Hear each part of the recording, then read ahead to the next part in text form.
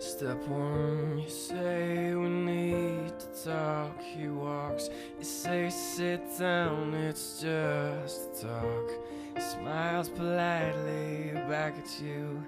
You stare politely right on through some sort of window to your right. As he goes left and you stay right between the lines of fear and blame. You begin to wonder why you came. Where did I go wrong? I lost a friend somewhere along in the bitterness, and I would have stayed up with you all night. Had I known how to save a life.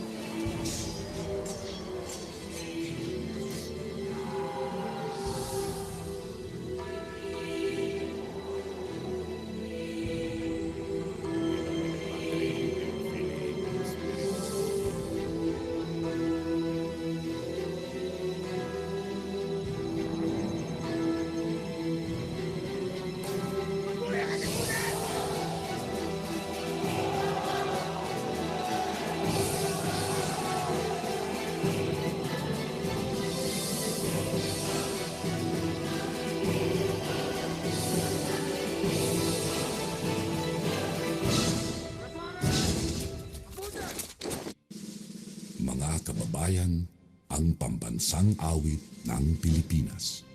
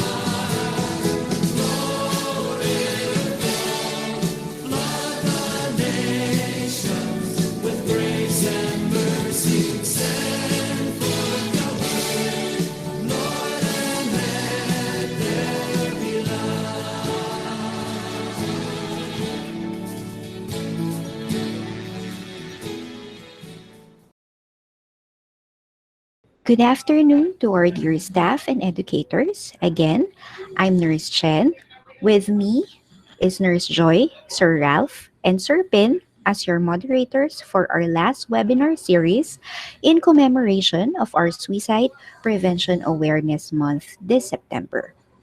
This last part is to empower our instructors and staff to be the voice of advocacy for mental health. I would like to present today's webinar entitled Suicide Prevention Advocacy. Help is here, hope is here. May I now introduce for his opening remarks a person who is very patient, jolly, and a mental health advocate as well. Mr. Nino Acejo Daep, our guidance counselor in senior high school. Hi to all CIITians. Pleasant afternoon.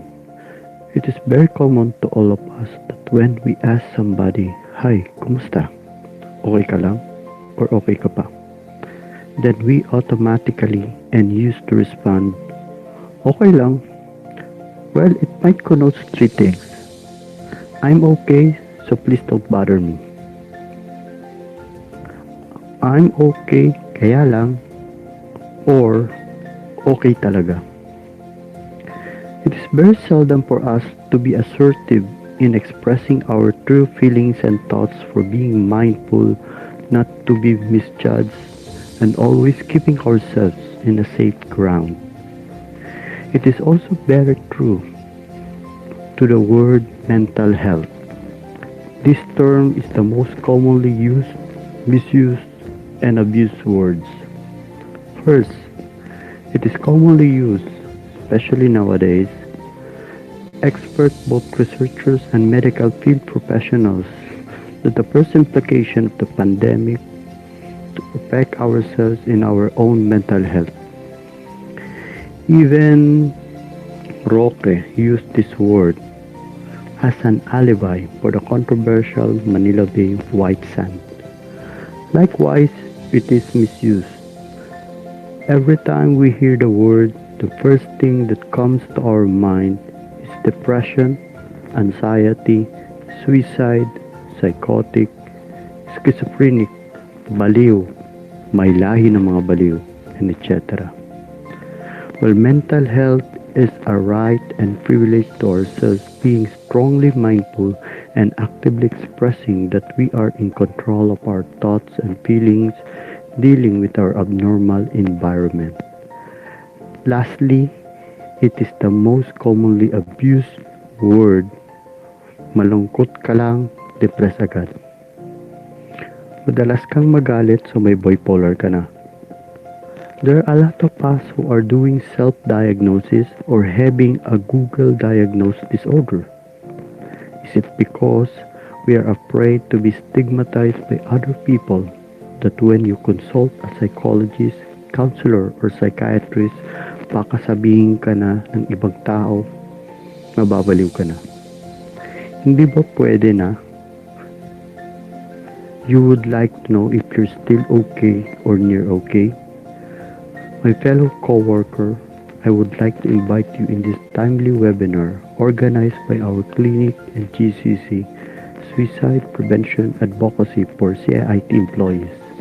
Let us be both beware and aware. Beware to all those things that might intoxicate our thoughts and feelings.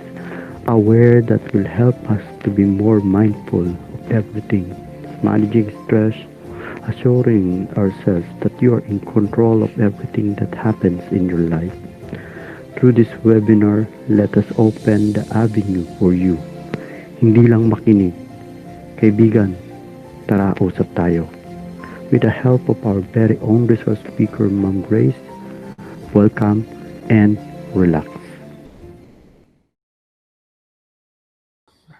Thank you, Sir Nino, for that inspiring opening remarks. To our dear participants, may we present to you our resource speaker for today, a person who needs no introduction because we all know her. But for more information about her, she is a graduate of Bachelor of Science in Family Life and Child Development, a trained progressive educator, and a graduate of Masters of Arts in Education, major in guidance, a licensed professional teacher, and a registered guidance counselor. A person who is always being there for the students.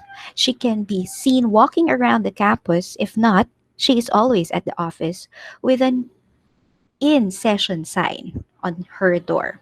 Without further ado, our champion on advocating mental health, our guidance counselor, Miss Grace Mamawag. Thank you, Nurse Chen. Good afternoon po sa lahat. Before I start, disclaimer lang po, no? I will not be turning on my camera para po ma-preserve ang ating internet connection. And then second, pagpasensya nyo na po yung boses ko, no? I'm a listener, so when I talk too much, my voice tends to break, no? Hindi po ako umiiyak, sadyang nababasag lang po yung boses ko. Okay, so simulan po natin. So, suicide prevention advocacy. Help is here, hope is here, no? So this webinar is not about looking out for signs of suicide, signs of depression. Hindi ko rin po kayo tuturuan kung paano gumawa ng risk assessment. This webinar is about helping and instilling hope to persons in grave distress to the point na nakukonsider na nilang magpakamatay. My students know na I'm such a sucker for quotable quotes. So allow me to start this webinar with this quote. You don't really want to die right now. You just want to say something. You want to use your death to send a message. But death cannot replace anything. The reason people choose to die is because they want to deny the world they live in and feel the urge to start a whole new life. But that's just an illusion of what you've never experienced. You feel like you're in a trap and you think the only solution to your problem is death. May mga nagsasabi na a person who senses that they want to die, actually, they want to live. And death provides the ultimate meaning in our life. Kasi kung walang death, sige, gawin na lang natin lahat ng balang maibigan natin, hindi naman tayo mamamatay. Pero dahil alam natin na may death, doon mas nagkakaroon ng meaning yung buhay natin. No? Pero, yun nga, ito yung paano ba tayo nabubuhay. No? And for us who are living, and we're all guilty of being bystanders. The victim passed away, but the bystanders are still alive. So we must speak against the wrong customs and do our best to change them. That is what we need to do as people who are still alive. People don't commit suicide because they have a weak mind, an average of 37 people a day. This number is something we must feel responsible for as people living in the same era. Okay, so this quote, I took this sa isang palabas na napanood ko, no? And I feel that it's very important or very significant na i-share ko po sa inyo. Okay? Pero ano ba yung actual stats ng ating suicide? Okay, according to the World Health Organization, 800,000 people die every year by suicide. That's one person every 40 seconds. At ang isang suicide na nababalitaan natin, isa lang yung nababalitaan natin, pero behind that, there are 20 others attempting suicide. And second leading cause of death from ages 15 to 29. If this number doesn't alarm you, I don't know why. Well, yung suicide na nanatiling palaisipan para sa marami kung bakit ba pinipili ng mga taong magpakamatay. Pero ano nga ba yung suicide? An act of taking one's life arising from perceived helplessness and hopelessness brought about by complex factors involving medical conditions. Kung nababalitaan niyo po yung mga nakaraan, nabalitaan natin sa TV na may nagpakamatay kasi nagka-COVID-19 siya. Yung tatay na nagpakamatay dahil nagka-COVID-19 siya. No?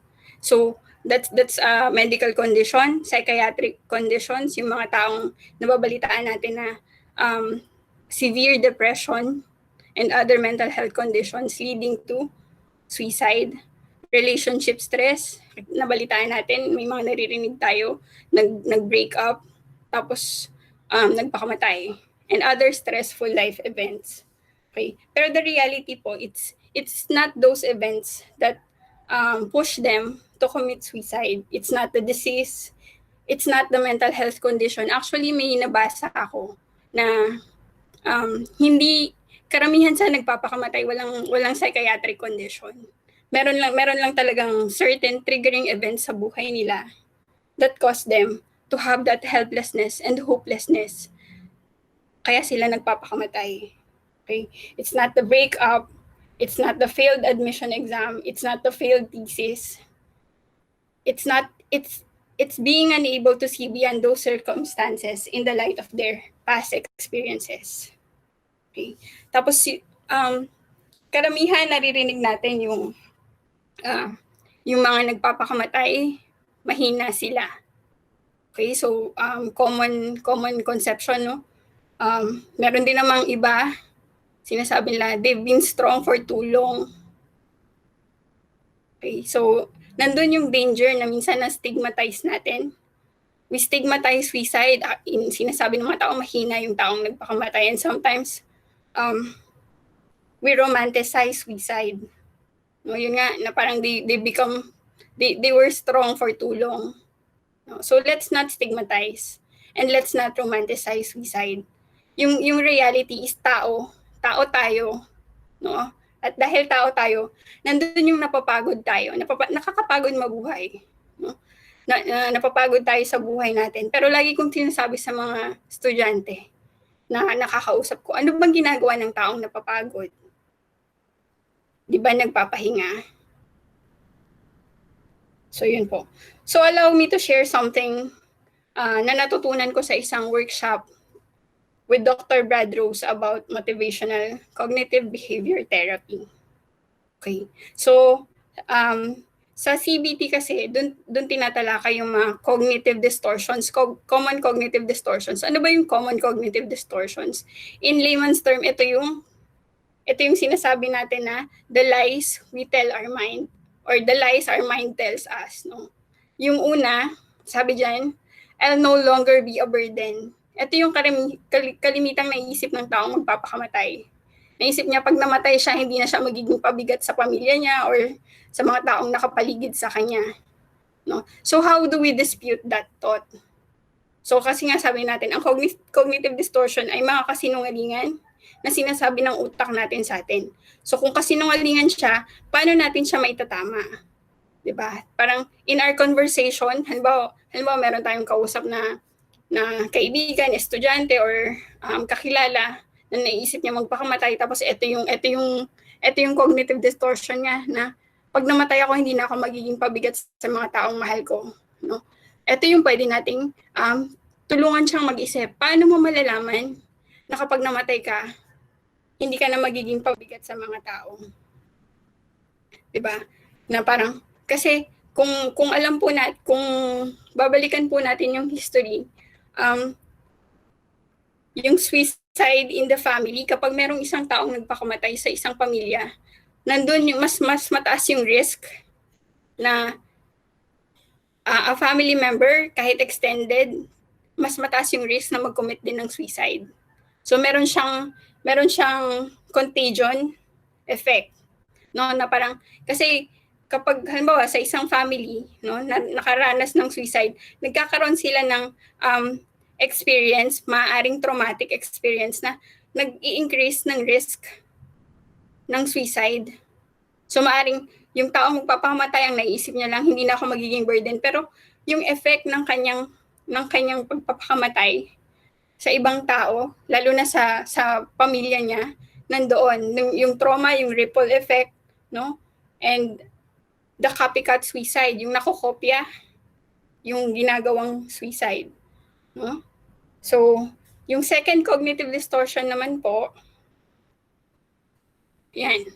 Yung laging ito yung karamitan din ng iisip ng tao kung bakit pinipili niyang magpakamatay. I'm a failure. My death will only be my success. So naisip niya, wala naman ng kwenta. talo na ako, failure ako. Pag namatay ako, at least may nagawa akong successful. 'Di ba? Yung kalimitan nga nating naririnig na successful suicide, no? Pero paano natin maka-counter itong ganitong klaseng pag-iisip, no?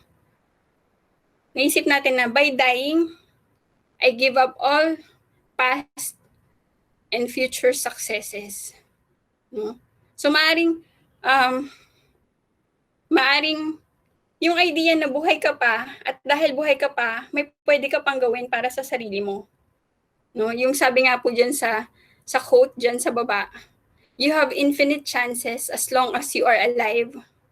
If you die, there's nothing left. Okay? Kailangan matulungan din natin or makita natin yung reality na lahat tayo nakakaranas na mag-fail. Pero that doesn't make you a failure or that doesn't make any person a failure. Yung tunay na failure ay yung wala nang magagawa para bumangon at makabawi. And the only way to not become a failure is to live and try to do something with that life of yours. Okay? So, madali ba? Siyempre po, hindi. Hindi siya madali. Parang ang dali ko lang sinasabi, pero in reality, hindi siya madali. And that's the reality of life. Hindi madali. Okay po?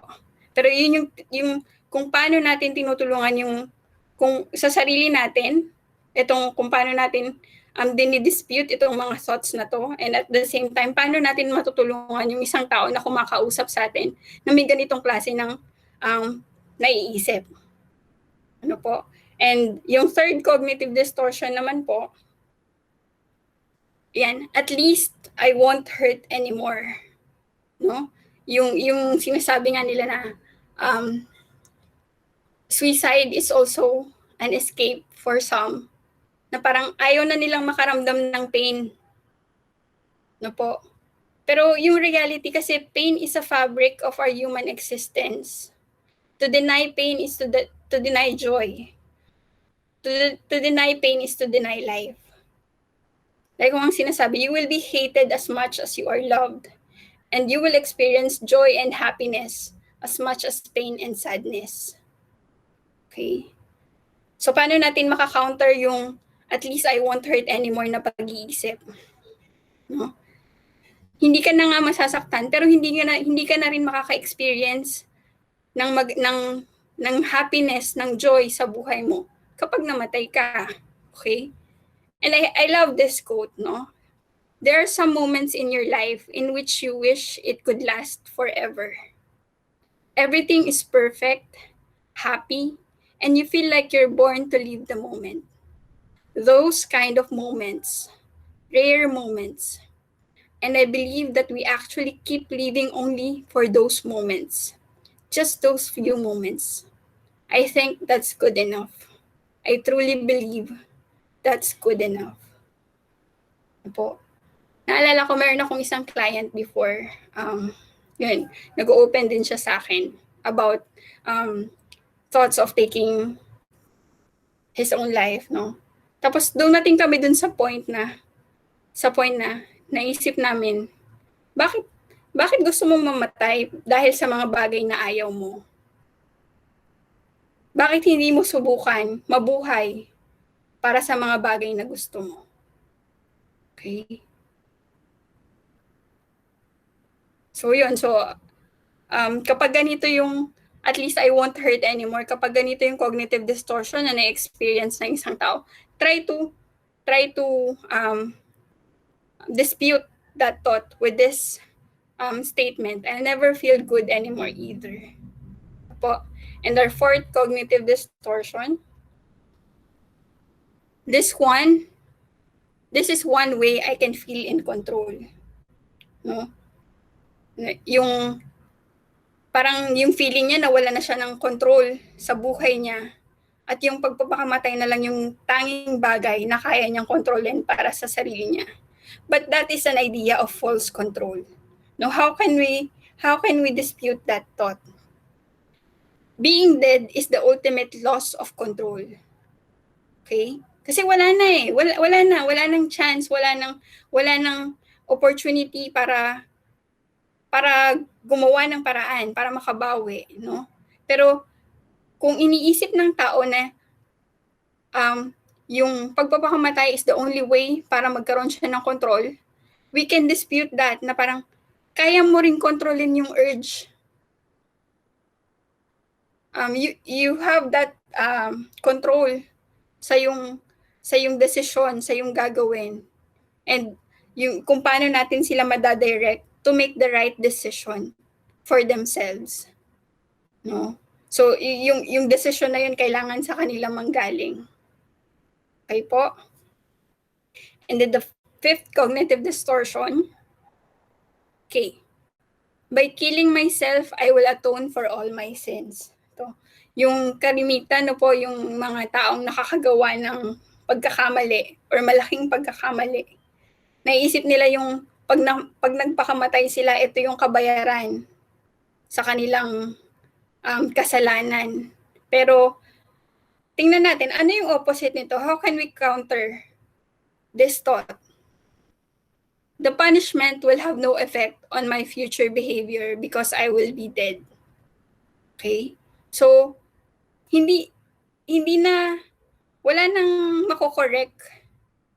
Okay? Hindi ka na makakabawi dun sa pagkakamaling nagawa mo kung magpapakamatay ka or kung magpapakamatay yung tao. Po, sinulat ko dyan yung the Hemura principle. So, kung ka-generation ko po kayo, So, kilala niyo po si Samurai X, no? Si Rurouni Kenshin. Yung Hemura principle. Siya kasi samurai siya nung Tokugawa shogunate, no? At bilang samurai, marami siyang pinatay na tao. Okay? And yung dun sa story na ng Rurouni Kenshin, no? Yun na yung part na nagbabagong buhay siya, no? At meron siyang oath na yung kanyang sword hindi niya na ulit gagamitin to kill people but to save people. 'Di ba? Parang yung idea na we continue with our life, no? Making amends for what we did wrong. Okay? Pero hindi tayo makakapag-make amends sa mga bagay sa mga pagkakamali natin in the past kung tutuldukan natin yung buhay natin. Okay? So these are things na pwede nating sabihin or ipaalala sa mga taong nakakausap natin or maging sa sarili natin kapag pumapasok yung ganitong klaseng cognitive distortion sa atin. Now, let's look at the sixth cognitive distortion. At least, they will see how much I love them and love me in return. So, yan yung ito yung romanticized side ng pagpapakamatay. Pero let's see, how can we counter that thought? I won't know this because I'll be dead. Okay? So, yun nga, na parang, minsan yung iba iniisip nila, paano kaya pag namatay ako, iiyak kaya sila, mararamdaman ko kaya na mahal talaga nila ako. Pero kapag namatay na, there's no way of knowing, no? And ano pang sense nung mahal ka nila pero hindi mo na yun mararamdaman or hindi niya na yun mararamdaman kasi patay na siya. Okay? So this movie quote, don't leave the pain of losing a loved one to the living. Don't die for the one you love. Live with the one you love. Okay po. So, these are 6 cognitive distortions na karaniwan. Ito yung pattern of thoughts ng mga taong nakakaisip magpakamatay. Okay, and yun yung tiningnan natin ngayon. And kapag meron kayong kaibigan, kakilala na nag-open sa inyo, tapos na-sense nyo, ay ito yung cognitive distortion na nararamdaman niya o nararanasan niya. Okay, so at least ngayon alam nyo kung paano nyo siya maida-direct into a more, sabihin natin, more, proper perspective ng kanyang thoughts, no? And as cliche as it is, prevention is always better than cure. At dahil prevention is always better than cure, ano ba yung pwede nating gawin? Okay? Okay, so how to prevent suicide? So, merong 3 L's to remember. I got this when I attended or I watched a seminar of PGCA called Blended Hugs. No? So, look, listen, and link.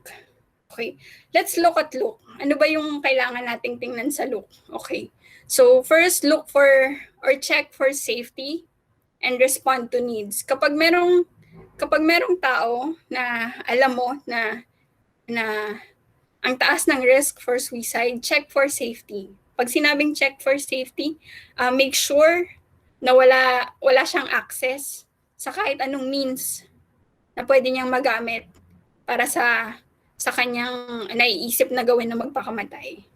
Okay? That's one. And then respond to needs. Respond to needs. Nakita mo na hindi na siya kumakain or hindi na siya natutulog or hindi na siya nakikipag-usap kahit kanino. So respond to needs na parang ano yung kailangan niya na pwede mong tugunan. For example nga, hindi siya kumakain. So kung ganun, pwede mo siyang yakagin. Minsan yung way pa nga is, imbis na siya yung inaalala natin, yung ibang strategy is inaalala natin yung sarili natin, na parang sinasama natin siya. Samahan mo naman akong kumain. Nagugutom na ako, samahan mo ko. So yun yung approach ng iba.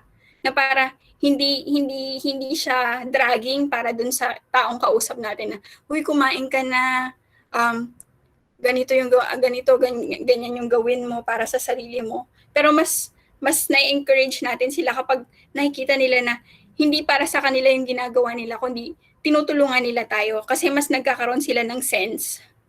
Parang somehow sense of purpose na rin para sa kanila na nakakatulong sila sa atin despite ng kanilang nararamdaman or pinagdadaanan. At pagkatapos nating makita at matugunan ang nakita natin sa kanila, now it's time to listen. Okay? So listen with your eyes, ears, and heart. No? Pag sinabing eyes, yung kapag nakikinig tayo, yun talagang nandun yung full attention natin na we have this eye contact, no? Pero, or dahil meron tayong separation of distance ngayon, so basta yung mapadama natin na nandun tayo, genuine, respectful tayo sa kanilang sinasabi, yung nakikinig tayo actively, no? So sa counseling, very, very important ang active listening, no? Yung hindi ka lang basta nakikinig, kundi binavalidate mo rin kung ano yung napapakinggan mo na kanyang worries, ina-acknowledge mo yung kanyang nararamdaman. So yung intention ng pakikinig nandoon, na parang ano yung intention ng pakikinig? Ito ba ay para may maisagot o para makaintindi or para maintindihan mo siya? Tas it's very important that when you're listening, you don't pressure. Hindi mo siya pipiliting magsalita, hindi mo siya pipiliting magkwento. Very, very important yung alam niya lang na nandun yung presence mo. Kapag yung time na nag-iisa siya, alam niya na nandun ka, nandun yung presence mo. At kapag nag-open na siya, we just let the person pour out kung ano man yung thoughts niya, ano man yung emotions niya. Nahayaan lang natin siya without any interruption. Okay? And not giving your own opinion. Kasi pag nagbibigay tayo ng sariling opinion natin, minsan nakakalimutan nating tingnan yung mga bagay-bagay from their perspective, no? And without judgment, wala rin yung mga dapat ganito, dapat ganyan, mas mabuti kung ganito. Kasi ito yung time na hinahayaan lang natin sila na ilabas kung ano yung saloobin nila. Ano po?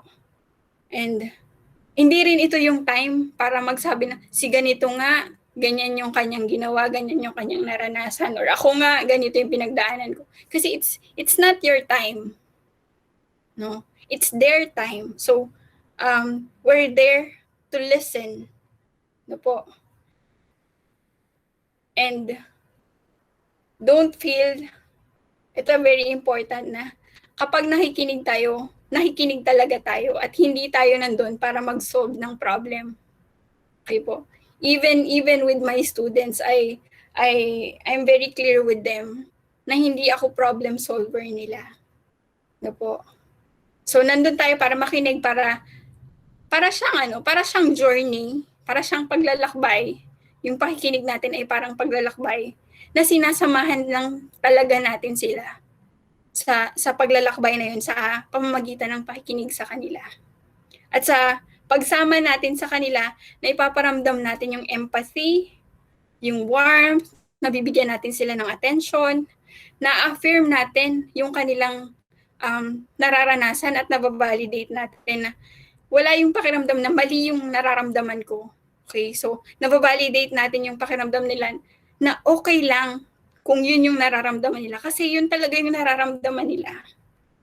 Okay po, yung acceptance nararamdaman nila sa atin at nararamdaman nila na yung presence natin brings them safety. Okay po. So listen, at pagkatapos natin silang mapakinggan, we have to acknowledge our limitation. Okay po. So this time, when we acknowledge our limitation, it's time to link. So pag nagli-link naman tayo, it's the time we give information, no? Ikino-connect natin sila sa social support na mas makakatulong sa kanila. We refer them, no? Like kung sinasabi, when it's beyond you, refer. Kasi kahit ganun din po sa profession namin may professional bounds ang counseling. So when it's beyond us, we refer to psychologists, no, para mas maibigay yung tamang suporta, no? Na parang yun nga, lagi ko ring sinasabi sa mga students na you're not a savior. Especially very common sa kanilang tatanong, "Ma'am, anong gagawin ko? May friend ako na nag-open ng ganito or ganyan, may depression siya." Tapos tinatanong lang sa akin, ano yung pwede nilang sabihin. So, yun yung acknowledging your limitations, no? And taking responsibility, no? Hindi ka savior, ikaw ay friend. Kaibigan ka niya, hindi ka niya tagapagligtas. Ganun din sa atin, no? When we encounter people or person who's thinking about suicide. And most importantly, you have to connect to the family or someone na talagang makakapagbantay sa kanya at makakapagbigay sa kanya ng full support na maaring hindi ikaw. Okay po. So, yun. So, yan. So, this quote, they can no longer imagine the day after today. So, ito yung mga taong naiisip mag-suicide, nakakaisip mag-suicide kasi they can no longer imagine the day after today. Para sa kanila, there is no tomorrow. And so, there is just blank space, silence, and pain. Okay. And now, let's look at this other quote sa baba. Sabi niya dyan, "My life was blighted by misfortune at times, but there were also happy moments. They say that life is nothing but a mere dream, but I was still grateful for my life. The cold, brisk air at dawn, the sweet breeze right before flowers start to bloom, and the scent of sunset that fills the air at sundown. Every single day was dazzlingly beautiful. Even if you're struggling right now, everyone alive has the right to enjoy this every day. Even if one ordinary day is followed by another ordinary day, life is still worth living. Don't waste the present regretting the past and worrying about the future. Live this day beautifully. You deserve it." To all of you who were mom or dad, a sister or a brother, a daughter or a son, and yourself. So, tingnan po natin kung paano nagko-contrast yung dalawang quote, no? Yung quote sa taas at yung quote sa baba.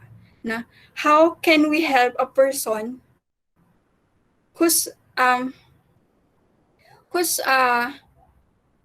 who cannot see the tomorrow, no? Paano natin sila matutulungan na magkaroon ng hope? If we can help them see the possibility of something good tomorrow. Okay. And that is when we try to instill hope. Okay? At ang pag-i-instill po ng hope, okay, first and foremost, we avoid giving false hope. No, hindi po tayo nagbibigay ng hope just for the sake of giving hope kahit false hope na yung binibigay natin. So we try to avoid that as much as possible na parang hindi mo pwedeng sabihin sa tao na nag-aagaw buhay yung family member niya sa ospital, tapos sasabihin mo sa kanya, okay lang yan, magiging okay din siya, gagaling siya. Pero we have to consider kung ano ba yung reality ng sitwasyon. So we do not give false hope. Okay po. And then second, we look forward. We help the person look forward.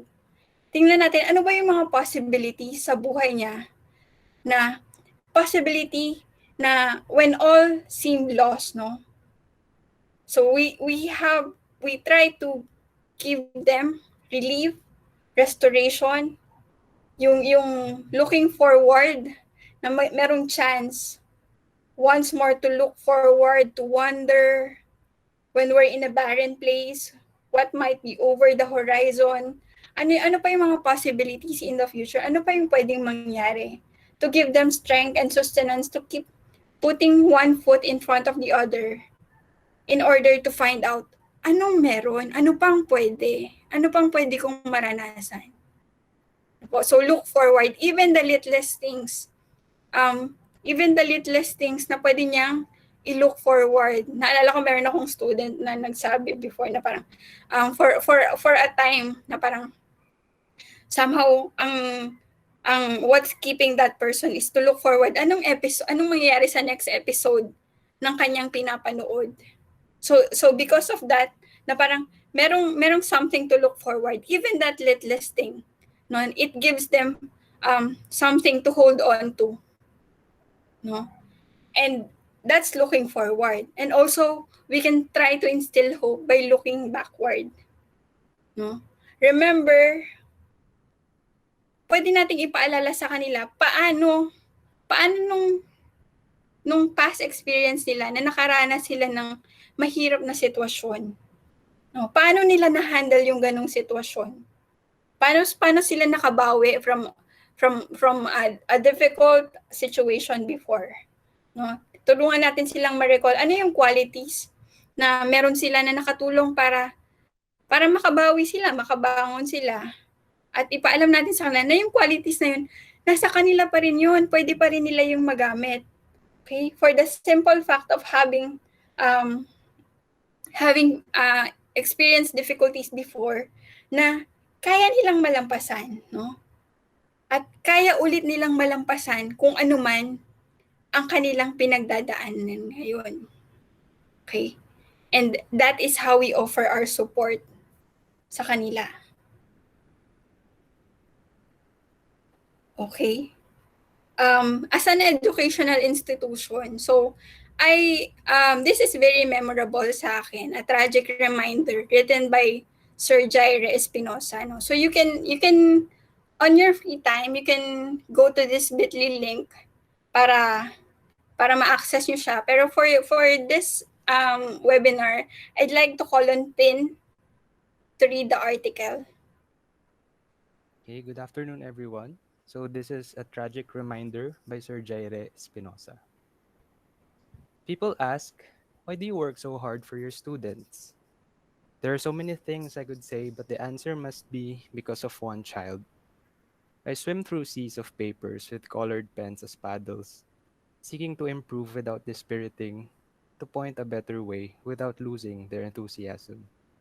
Because of one child, I seek my own reserves and provide opportunities which would otherwise be lost. Because of one child, I will spend my time generously, as if I had a lifetime of such days. I will see the whole of the world from a small hill and will believe against convention in impossible results. At the end of the teaching day, I leave the classroom, but I am still and shall ever be a teacher. Time ago, I was that child for whom such commitment made a difference. I will dedicate my days, confident my efforts matter, because of one child. That's a quote from Mary Ann Radmacher. At first, it sounded just like another tragedy, one we would mourn, then move on from soon enough. But the more we learned about the circumstances surrounding it, the more it hurt, the more the anger burned. We looked, and we saw our hands were red. I tried to be quiet. I tried to be calm. I convinced myself that as a faculty, the responsible thing to do is to stay out of the issue and be silent, be impartial. But I realized there is nothing responsible about staying silent in the midst of injustice. It was UP that taught me this. When those who cannot defend themselves are wronged, we must speak and speak loud on their behalf. First, full disclosure, I have never been one to march out in the streets over public social issues. I beg pardon. Dear reader, this does not mean I do not care. As a teacher, my battleground is and always has been inside the classroom. I believe that the classroom is the ground zero of any fight for change. It is here where we hope to guide and mold the future soldiers, movers, and shakers of the world. We do our best and hope that it was enough to make a difference. They say in UP, we teach people to think and not simply what to think. As a math teacher, if I don't teach my students how to think logically, I teach them nothing relevant to their everyday lives. I have always been and will always be an advocate for proper teaching and quality education. That's the battle I fight every day. As such, I hate teachers that show no respect for the profession and to their mandates as teachers. I hate teachers that only show up to class when they feel like it. I hate teachers that do little more than write stuff on the board or read off of a PowerPoint presentation. I hate teachers that treat their jobs as teachers as mere sidelines to their research duties or graduate studies. Teaching is more than just talking about a topic, and teachers are more than just people who stand in the front of the classroom and speak. Which brings me to the heart of the matter. We have become disrespectful of what it means to be teachers and of our mandates as a learning institution, as the state university. How did we get here? When did we forget? We needed a reminder, but how I wish it didn't have come to this way. Teaching is a service. As such, teachers are servants. We serve. As the University of the Philippines, we are servants of the Filipino people. This is the truth twice over for UP Manila, the Health Sciences Center where doctors and teachers stand side by side. Dr. Agulto himself said in a message, UP has to answer to the Filipino, let alone the world. If he remains unlettered and hungry with unmet basic needs, we at UP and its alumni must respond and care for them. We've been exposed. We have not lived up to those words. As teachers, it would be wrong for us to act like we are the boss of our students. We are not. They don't owe us anything for taking them in and teaching them. And we certainly can't say they owe us when we don't fulfill our duties properly. Instead, we owe it to the country to take care of them as if they were our own children, to do everything in our power to help them and to see them through to the end of their journey. That's our mandate. Perhaps we should ask the administration, would you have turned away your own child? Accepting a student into the university is a mutual commitment on the part of the student to study responsibly, on the part of the faculty to look after them and see them through to graduation. As much as students often fail to do their part, this tragedy is a glaring indictment on us, their faculty. We have not done our part either. At the end of every month, I sign a document which includes the oath. I hereby swear upon my honor that I have fulfilled my duties for the month of. I realize now that I have not. My duty is not just about showing up to class, it's about protecting the students under my care. It's not just about exams or grades. Anything I do or say can impact their lives, for better or worse. My words and actions may echo into the future long after I'm gone. Doctors and teachers are the same in that in our duties, their lives and futures at stake. This is the thing which we have completely forgotten or willingly taken for granted. A school is not a business. We provide education, not sell it. And if your first concern as a teacher is whether or not a student can pay, you probably shouldn't teach at all. If it is disgusting for a doctor to turn away a patient in need of help for lack of money, so it is disgusting for a teacher to turn away a willing student just because they cannot pay. If I need to explain and defend that point to you, you have no right to call yourself a teacher. Teaching is a service, and our mandate is to care for the youth in whose hands lie the future of the nation. That's what we're here for, to be in the service of the students of the Philippines. However, in faculty meetings, there's a constant mention about research grants and faculty development, graduate and doctorate studies. But there is hardly any talk, if at all, about education, about teaching, about what we can do for the students. We have failed at making education a priority.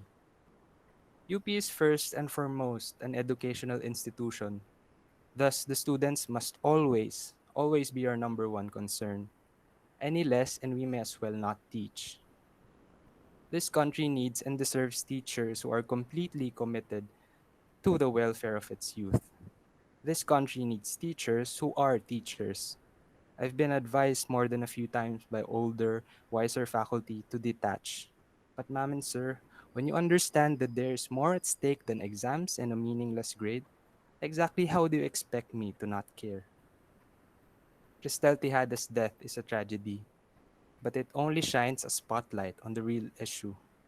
Whether or not the late payment policy ultimately drove her to take her own life is irrelevant. The issue is that we turned her away at all. The issue is that the nation has entrusted its best and brightest to us, and in return, we have made it harder and harder for them to afford getting in, let alone stay. Worst of all, we willingly turn them away and turn a blind eye to their predicaments in the name of fairness and enforcing the rule.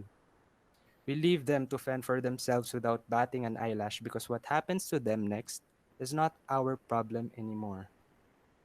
But that only shows how disrespectful we have become of our mandate. As teachers, what happens next is our problem. In fact, it should be our only problem. There are lives and futures at stake, not just theirs, but ours as well. The nation has entrusted its future to us. When it is the fate of the nation at stake, teachers have no right to ever be less than their best. What happens to them, not just their grades or graduation, is our responsibility. And as for the matter of fairness, there are ways to be fair without being inhuman. Yes, the law may legally wash our hands of guilt from this tragedy. No one here is guilty of murder, but that does not mean we are not responsible. We should have spoken up long before we had to. We should have listened when they cried for help. We did not. We turned a blind eye because we were not ourselves affected. Maybe we weren't completely apathetic, but we did not feel the need to do anything then. Now we do, and now it's too late. It was striking to read that infographic regarding the FLOA. Did we consider it a victory at the time that all but one was able to set their fees at the imposed deadline? Did we consider the many enough justification to not give them any further reconsideration when they asked for it? And shame on us. As teachers, we must consider ourselves responsible for all of our students, every single one. Nobody gets left behind. It is especially tragic and unjust to not care for one who sincerely wants to study. Now we acknowledge that the people running our beloved university are people too. We don't know who they are in their private lives away from the campus. For all we know, they may be outstanding parents or loving sons and daughters or loyal friends. But as teachers, this is a disgrace. And the seemingly adamant refusal to own up to this mistake and take responsibility is shameful. You were wrong, we were wrong. The least we can do is admit it. The least we can do. And no, extending financial help now only adds insult to injury. Anyone who has ever been my student knows how proud I am to be from UP. I carry the name like a medal around my neck, but I also respect the responsibility that comes with bearing that name. Did not think I would ever be ashamed to say I teach in UP Manila. Today I am.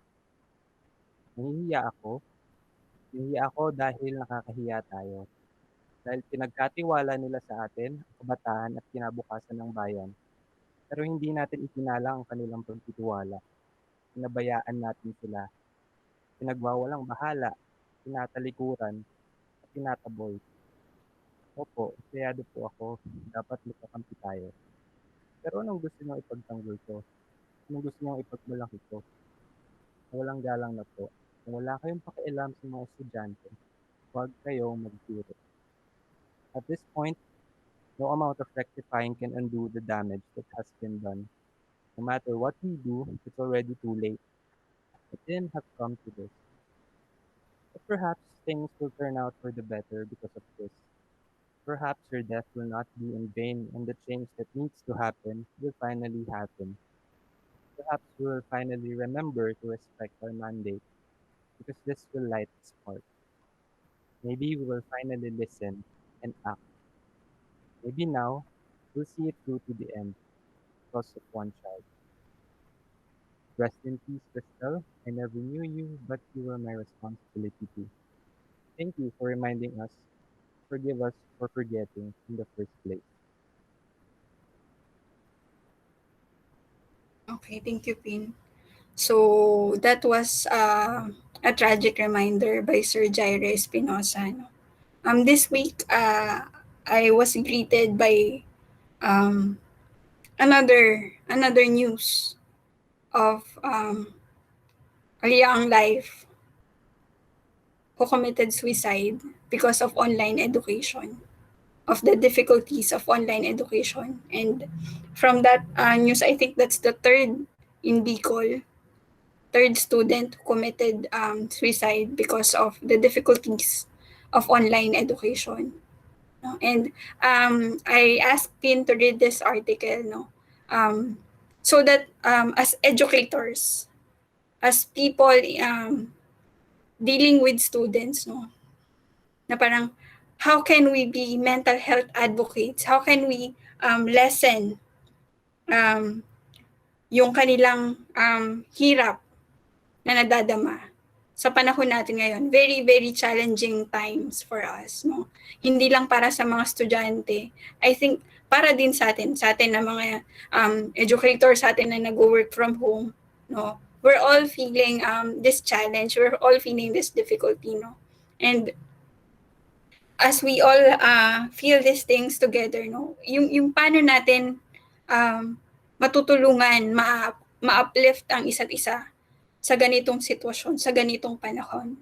Especially us, as an educational institution, as educators. Okay po. So that is us as an educational institution. Now let's see, how about in the workplace? Okay. So in the workplace, meron akong isang Facebook group ng mga mental health advocates and professional. Tapos merong isang bagong HR. Kaka-hire niya lang dun sa workplace. Tapos kinuwento niya na dun sa kanilang company ay merong nag-commit ng suicide. Okay? Dahil na-infect siya ng COVID-19 yung employee.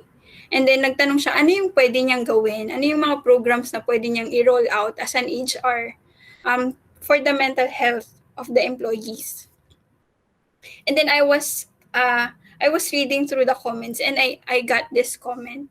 No, sabi niya dyan, as an HR, try to improve the company's working environment than betting all on mental health services.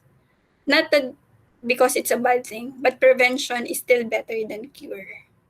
Opo. So yan, in the workplace, no. Minsan may lumalapit sa akin na parang mga employees for their mental health concerns, and usually I tell them go to the HR. No po. Kasi in our profession, um, we have an ethical standards about dual relationship. No? Na parang ako as the guidance, I am the school guidance counselor, but my clients are primarily the students. No? And because yun, kayo ay aking mga co-employees, I cannot be your professional counselor because that will entail dual relationship, me as a counselor and as your co-employee. So hindi magiging puro yung counseling relationship. Tapos yung comment dito, parang inahalin tulad ko siya sa school setting na ng sa atin sa CIIT, no. It's about creating policies and systems.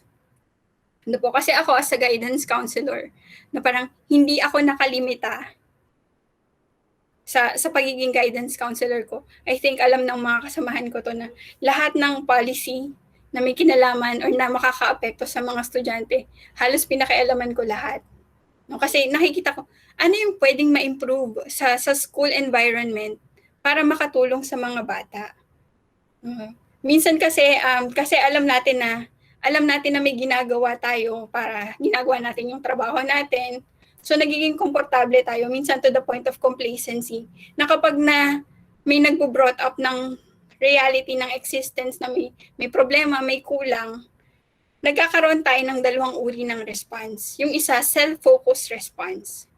No, kapag nabo-brought up yung reality or existence ng problem and kakulangan, yung self-focused response, ang naiisip ng tao, siya ay inaatake sa kanyang kakulangan kahit na may ginagawa naman siya. So tumataas agad yung depensa. Nagkakaroon ng blame na parang sinisisi niya ba ako? So ang tendency, hahanap din siya ng sisisihin niya. So that is a self-focused response. And then we have a solution-focused response. When we can all acknowledge ano yung problema, ano yung kulang, ano yung pwede nating magawa. Let's find a solution. Okay? So yun po, yun yung setting na sa school, no? So parang that's how I see things as a guidance counselor, na hindi ako nakalimita sa counseling room ko, but I try to look at ano pa yung pwedeng makatulong sa experience environment ng mga bata to help them din na magkaroon ng mas klarong mental health. No po. And then yun nga, sabi ko nga, I refer employees to HR kapag sila ay may concern, mental health concern din. Kasi yun nga, I'm focusing on the students, and then kapag employees sa HR, and then also we have a partner clinic. No po. So meron tayong partner clinic. This is BPS, Bofill Psychological Services. No po. So ipa-plug ko lang din sila kasi there are partner clinic, and they provide mental health services, and they give discounts sa CIIT regardless kung ikaw ay estudyante, empleyado, alumni. So they give us discounts. So kung meron po kayong mental health concerns, pwede po kayong humingi ng referral sa akin so that I can refer you to them. Or you can go directly to them din po, and then just give them a proof that you're connected to CIIT. And for the month of this September, they have this care card na pwede nyo pong ibigay or ipasa kung hindi man para sa inyo, maring para sa mahal nyo or kapamilya nyo or kaibigan nyo na sa palagay nyo kailangan ng professional help, no? So you can check their website or their Facebook page for more information po. Okay, and then before I end my presentation, I'll invite you to listen to this song.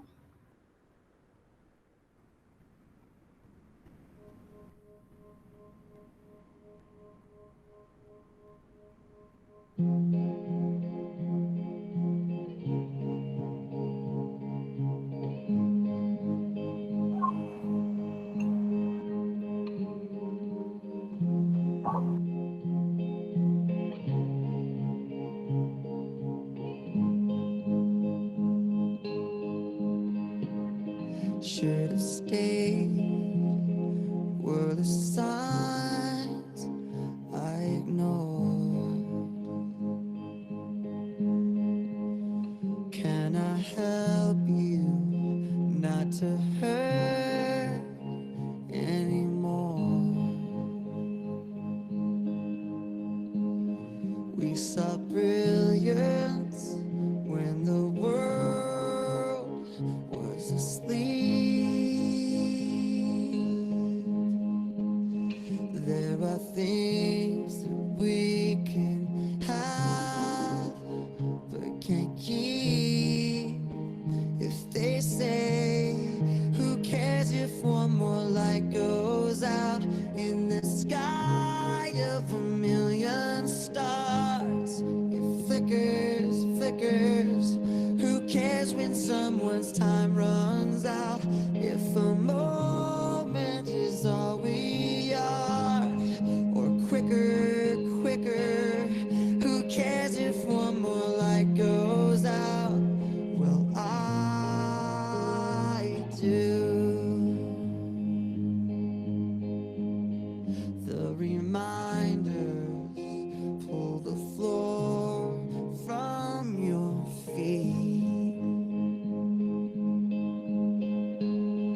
In the kitchen, one more chair than you need. Oh, and you're angry, and you should be. It's not fair. Just 'cause you can't see it doesn't mean it isn't there. If they say, who cares if one more light goes out in the sky of a million stars? It flickers, flickers. Who cares when someone's time runs out? If a moment is all we are, or quicker, quicker. Who cares if one more light goes out? Well, I do.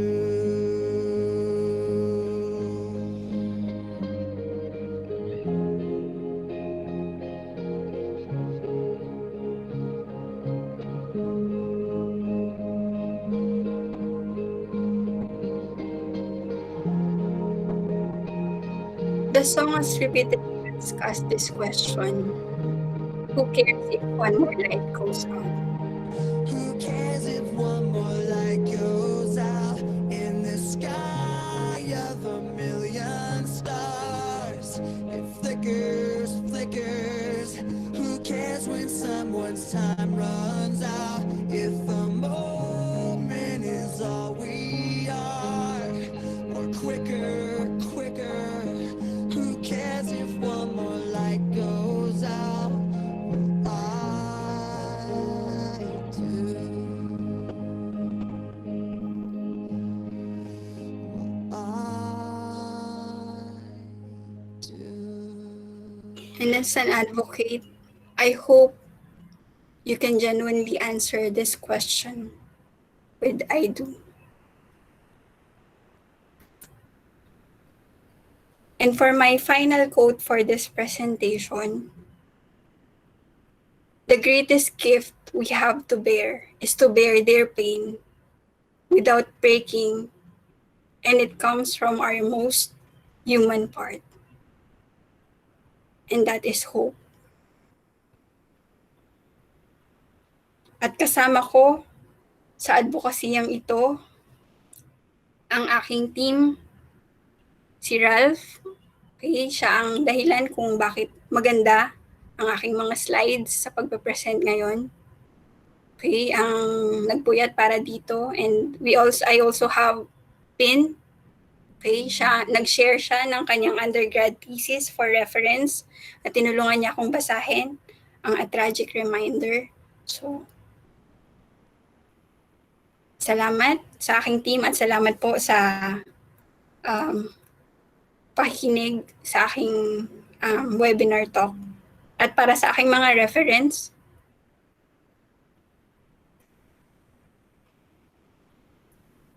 again, thank you po. Maraming salamat.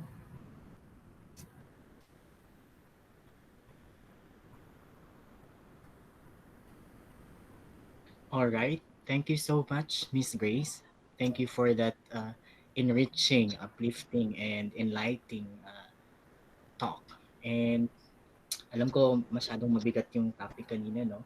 And I hope we will also take this particular topic seriously.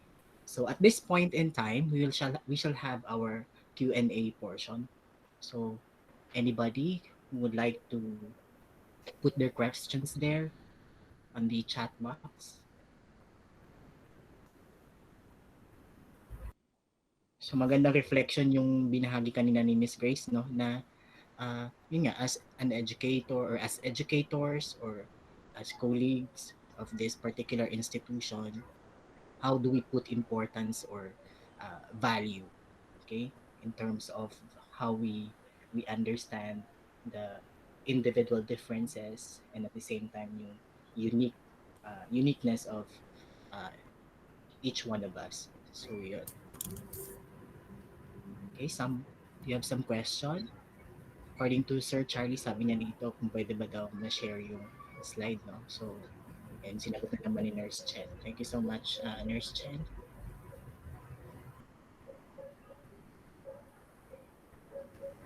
Do you want to clarify something? Or we have here from Mr. Maglinaw, if I'm not mistaken. So, the question is, what is the right thing to do if we see indicators of depression slash sadness in a student's artwork? Okay, so what is the right thing to do? Kung nakikita niyo po 'yun na may indicator ng depression and sadness, it's very important not to assume sa sa kumbaga sa estado ng mga bata, ano po. So it's kasi kapag nag-assume tayo, nandun agad yung judgment, at kapag naramdaman nila yung ganong judgment, no, lalo na sa mga estudyante natin na hindi ganun ka-open sa kanilang, hindi ganun ka-willing mag-open sa kanilang nararamdaman, no po. Pero the best, what we can do is try to inquire with the student, anong ibig sabihin or anong nararamdaman mo nung ginawa mo tong artwork na to, anong mensahe sa'yo ng artwork na to. You can explore, so inquire and explore, pero you have to also take into consideration kung gaano siya ka-willing na mag-open. Okay, yun po. Kasi very common sa mga artist ngayon yung drawing ng something or mag-create ng something dark as form of expression. Ano po. Pero minsan kasi minsan nauna rin yung minsan nagpapanik agad tayo na baka ganito, baka ganyan. So parang we try to inquire and explore. And if you see na it is beyond you, again, you can refer the student to the guidance and counseling center.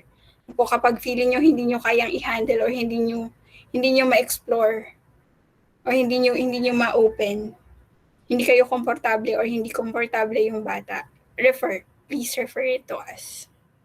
Okay po. Thank you po. Alright, thank you so much, Grace, no? So parang yung sinasabi ni Miss Grace kanina, babalikan lang natin yung 3 L's. Okay. So yung look, listen, and link.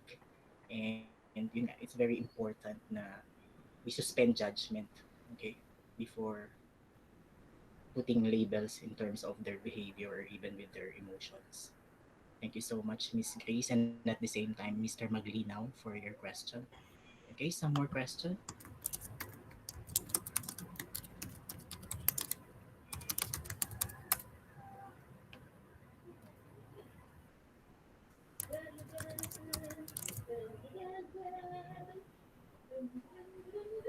Just feel free to write down your questions.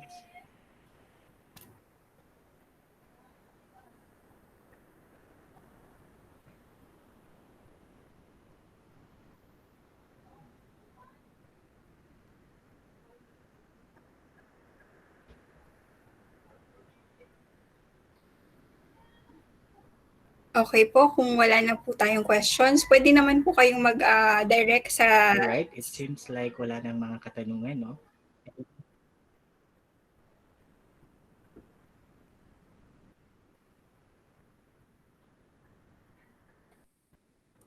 Yes, Miss Grace? Okay, yun. So kung meron pa po kayong additional questions, you can just direct it to us, Guidance Counseling Center. You can talk to me, Sir Ralph, or Sir Pin.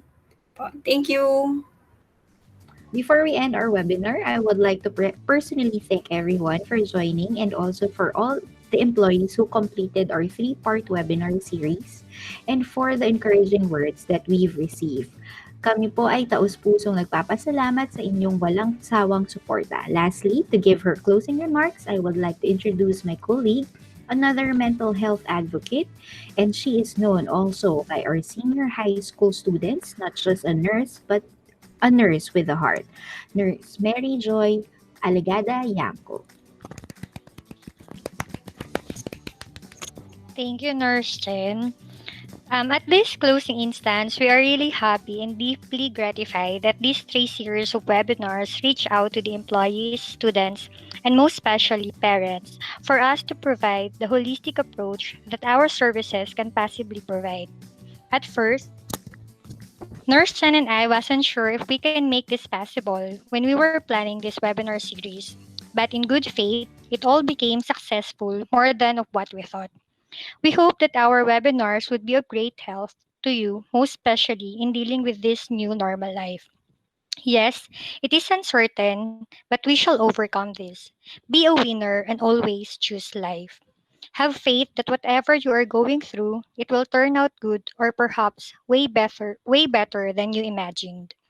We also would like to thank our GCC friends for collaborating with us.